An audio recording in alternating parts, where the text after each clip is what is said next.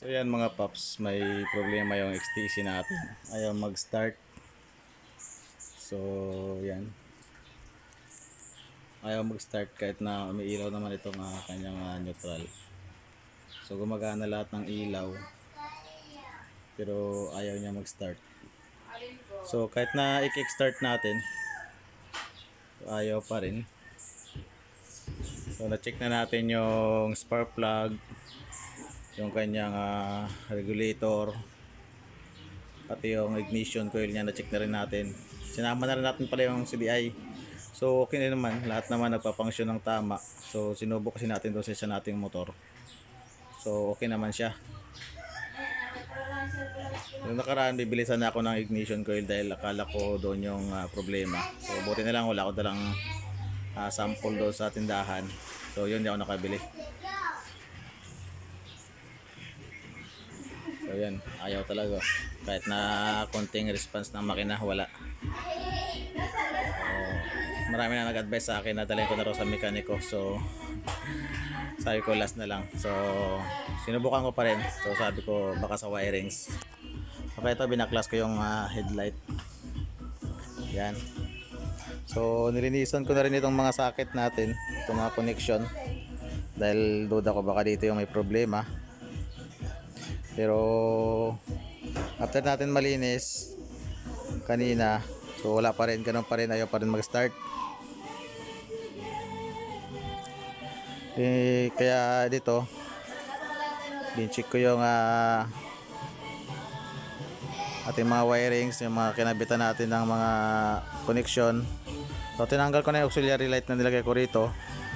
So ganun pa rin.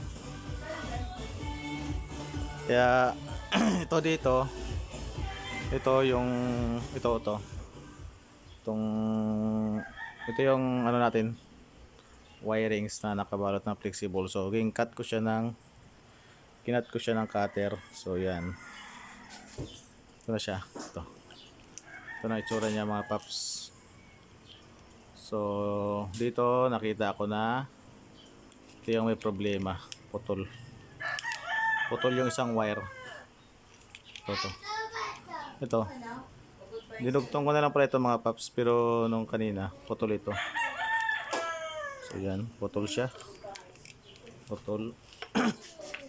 so ito yung kanyang karugtong. Yan. So yan, ito siya mga paps.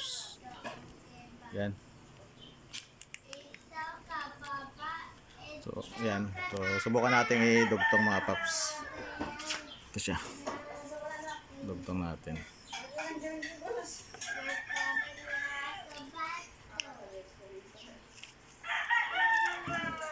Yan. So yan mga paps, nadugtong na siya pansamantala. Tapos itry natin siyang i-start kung yan yung problema. Kasi yan yung nakita kong putol eh. Yan, susi.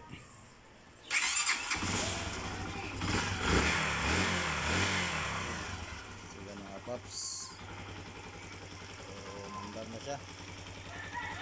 So one click lang. So yun talaga yung problema mga paps.